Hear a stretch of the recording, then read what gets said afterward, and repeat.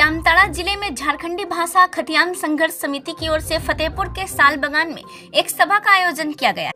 इसी निमित्त जेबीकेएसएस के अध्यक्ष टाइगर जयराम महतो का जामताड़ा जिले में आगमन हुआ, जो फतेहपुर जाने के क्रम में गोविंदपुर साहिबगंज की ओर से आ रही थी। इसी दौरान वह नारायणपुर ब्लॉक के समीप उनका काफिला रुका और उनका गर्मजोशी के साथ स्वागत किया गया। मौके पर जयराम महतो ने कहा कि 23 वर्ष हो गया झारखंड के निर्माण में।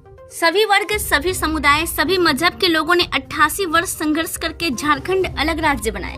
स्वास्थ्य, शिक्षा, रोजगार एवं अन्य विभागों में पिछड़ा राज्य साबित हो रहा है। युवा पीढ़ी को खेल मैदान के साथ साथ राजनीति में भी शिरकत करनी होगी। आगे जयराम महतो ने कहा कि झारखंड कभी धार्मिक नहीं, एक सांस्कृतिक प्रदेश रहा है, जहां सभी जाति, सभी धर्म के लोगों ने मांदर थाप से यहाँ गीत गाया जाता था। यहाँ रोजी रोजगार की बात होती थी, जल जंगल की बात होती थी, नदी नाले की बात होती। लेकिन यहाँ जब से केंद्र की पार्टी आई है, धर्म के आधार पर लोगों को बांटने का काम किया है।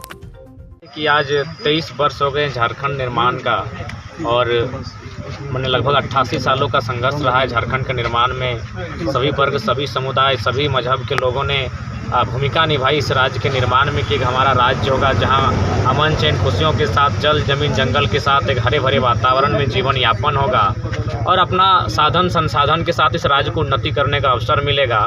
बाकायदा राज्य के प्रथम राज्यपाल माननीय प्रभात कुमार भी इसी कथन को कहते थे कि जिन परिस्थितियों में और जिन साधन संसाधनों के साथ हमारा राज्य अलग हुआ है, आने वाले 20 वर्षों में ये नंबर 1 राज्य पूरे हिंदुस्तान का होगा।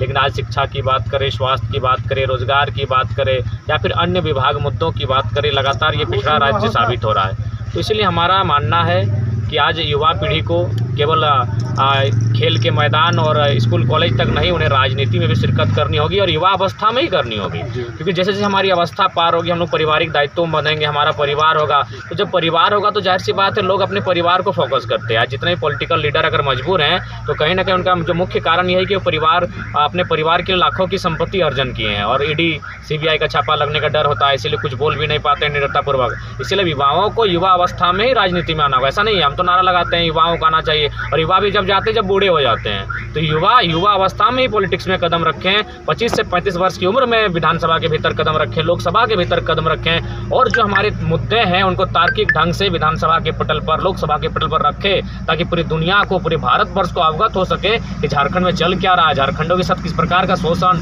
दोहन, दमन किया जा रहा है। इसको सबको जानने की आवश्यकता है।